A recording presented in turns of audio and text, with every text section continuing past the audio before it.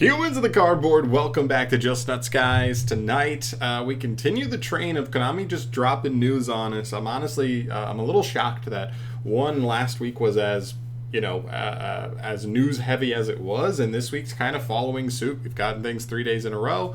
Last week we got things like 4 days in a row. I was pretty surprised, especially since we were done with like the Infinite Forbidden reveals and stuff. But here we go. Two new Animation Chronicle cards tonight. Both cards are support for archetypes that just recently also got support. The first one here on the screen is Gimmick Puppet, and there's also one new Shark card as well, which got revealed last night to be confirmed as the cover archetype for Rage of the Abyss. So really cool. Let's jump into it. Let's see what we got here with Cutter Shark, the first card here. There's a level 5 water fish. I like this to be level 4 because that's kind of what sharks do, but some of the other ones have the effects where they can be used as 3s and 4s as well, so we'll see. Alright, Cutter Shark. This is a level 5 water fish effect monster. 0 attack, 2000 defense, 2 hard ones per turn effects. First effect, when one monster you control and no other cards is targeted for an attack or with a card effect, and this card is in your hand or graveyard, quick effect, tribute that monster to special summon this card. If this card is special summoned, you can activate this effect. Add one water monster from your graveyard to your hand during the end phase of this turn, except Cutter Shark. I don't really see it with this card. I mean, it's kind of like a targeting of like negation kind of dodge effect, and being able to still maintain a body on field, but it is a level 5 body, which is awkward as hell in shark decks in general. Technically, this isn't locked to sharks at all. This is technically like a generic water support card because that second effect adds any water from grave back to hand, but just still not sure about it. I don't like that. Theoretically, your opponent would probably have insight on you having this card in hand or in grave, so they know not to play, directly into it in a really negative way.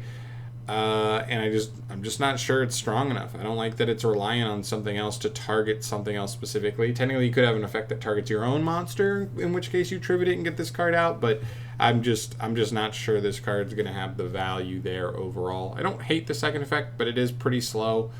And there's no like water hand traps like Ash Blossom. There's the new water hand trap coming out, but that card's only good if you have no monsters on field specifically, or no cards.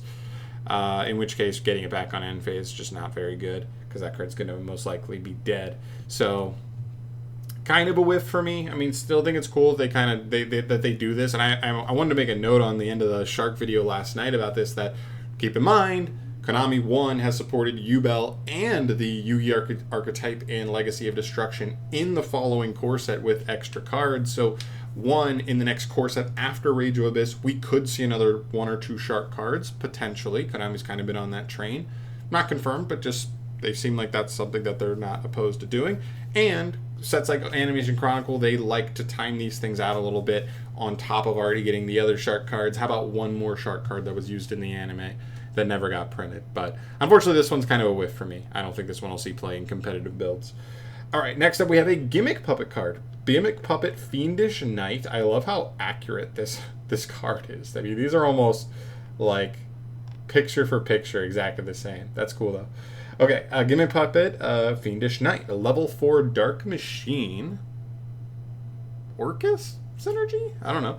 1800 attack, 500 defense. You can only use the first and second effect of this card's name each once per turn, and you cannot special summon from the extra the turn you activate either of them, except Gimmick Puppet monsters. Now, luckily, Gimmick Puppets do have quite an arsenal of extra deck monsters that I think are pretty decent. They do FTK things, but also going second. They still have really good tools at breaking boards, so I don't think this card's too bad in those regards. First effect, if this card is in your hand, you can target one Gimmick Puppet monster in your graveyard or one monster in your opponent's graveyard. Special summon it to the owner's field in defense position, but its effects are negated. Then special summon this card. Second effect, if this card is sent to the graveyard except from the hand, you can add it to your hand. This card is pretty good. I mean, listen, I'm not going to pretend like I am a savant at the new Gimmick Puppet stuff. I've not really messed around too much with them. They're not aesthetically the kind of decks that I like to play, and even play style wise, not the kind of decks that I like to play. But I know it's pretty good. I know it's certainly playable, even like high level Rogue or even tier 2 post their new support in Infinite Forbidden. This card's solid. It's a decent extender. You just need literally any Gimmick Puppet card engrave, monster engrave, or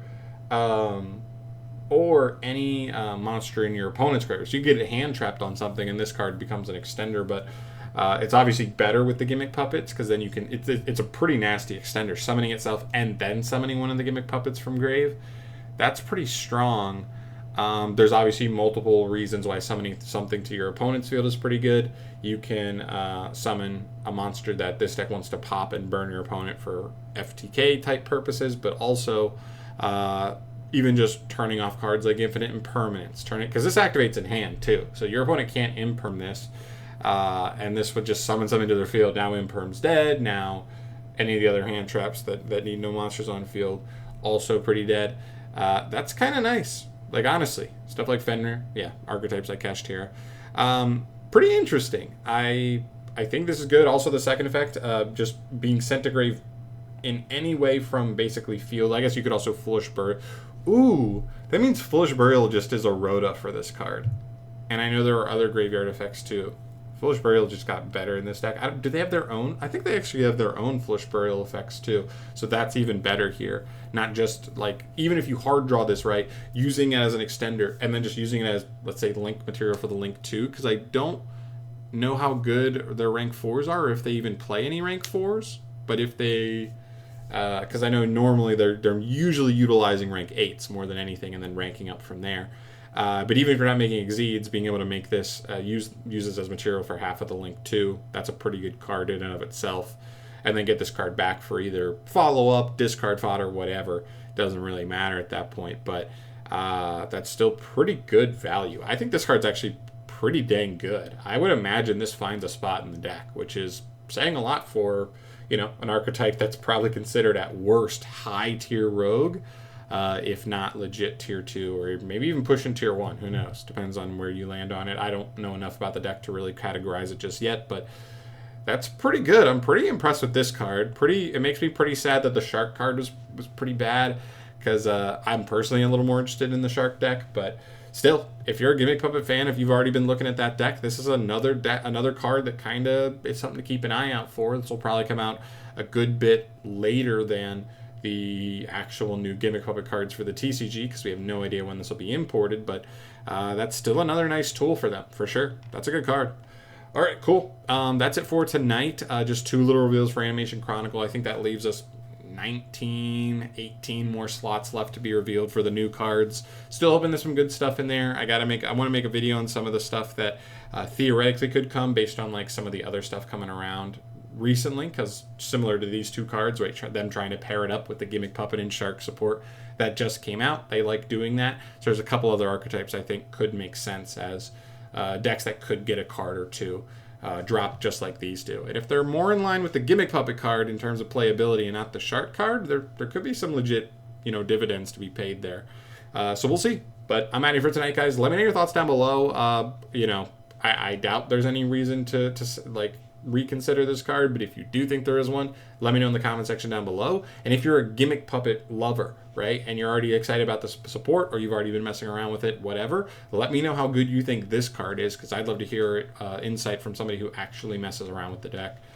So let me know that down below in the comments as well. But I'm out of here for today. Thank you so much for watching. As always, guys, stay tuned for more Yu-Gi-Oh! News as it drops. Also discussion videos, deck profiles, all that other stuff down the line. I'll see you in the next one.